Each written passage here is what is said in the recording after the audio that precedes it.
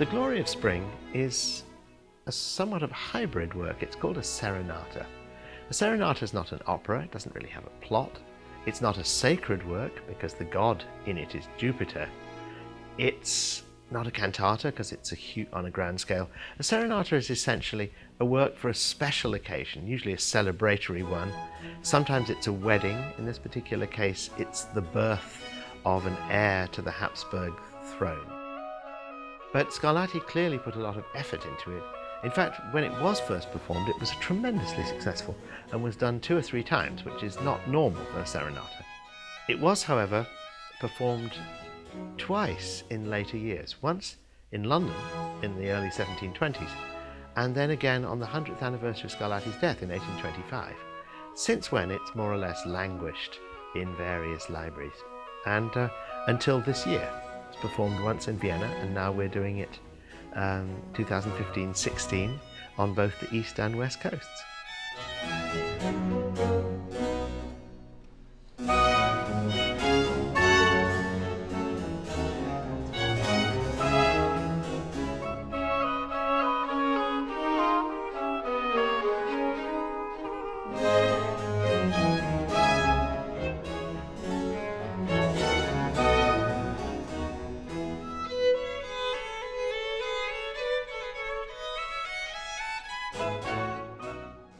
There's not much of a story, but what you have are the 4 seasons, obviously, spring, summer, autumn and winter, who sort of try to decide who's top season. They're like a slightly dysfunctional family. They argue with each other a lot. Some of them agree, some of them gang up on the others. And that's really the story of part 1. They then decide, well, somebody's got to decide this contest. It's a bit like the Judgment of Paris in a way. And so what we have is they all decide that Jupiter will come down, which he did in the original, came down on a cloud, to sort out this family feud, as it were. And guess what? Because it's in the title, Spring Wins.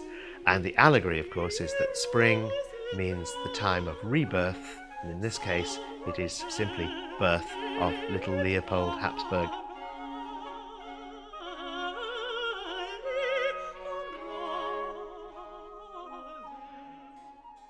One of the things that's extraordinary about this piece is the sheer quality of the music. The sheer imagination of it, the variety of it. Each of the seasons have their own character. Some of them are a bit bitchy to each other. They also are very good at showing off. We have an international cast for this particular performance. Starting with Spring, whose glory is celebrated, we have a good friend of mine from the UK, Diana Moore, who is a fabulous mezzo-soprano.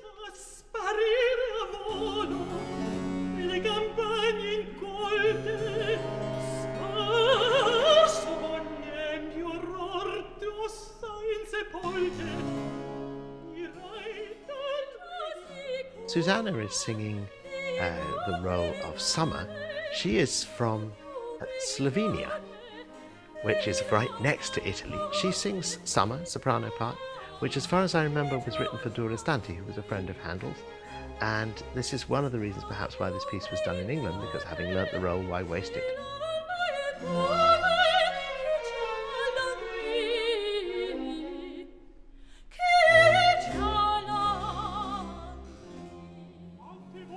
The role of Autumn is sung by a South African countertenor, Clint van der Linde, who lives just outside Brussels in Belgium. And he was a very famous boy soprano, and he's on YouTube when he was about 10, singing as a little munchkin, and he's now singing as professionally.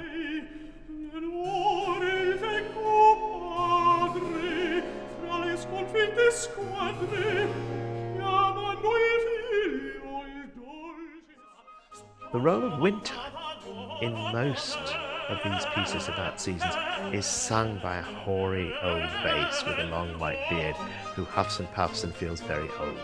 This is absolutely not what happens in this piece.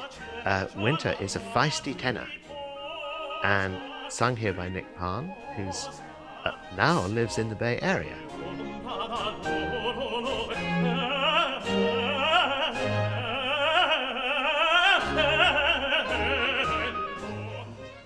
The final role is, as it were, the judge of the competition, who is Jupiter, the king of the gods, and he is sung by Douglas Williams.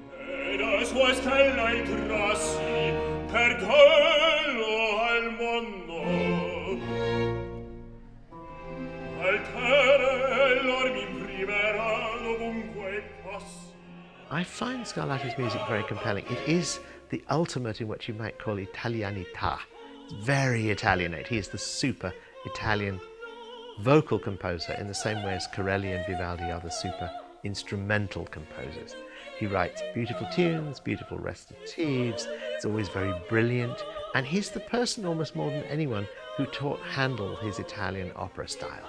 I'm most excited about this piece, not only because no one has ever heard it, but also that it is such a treasure of writing for the voice.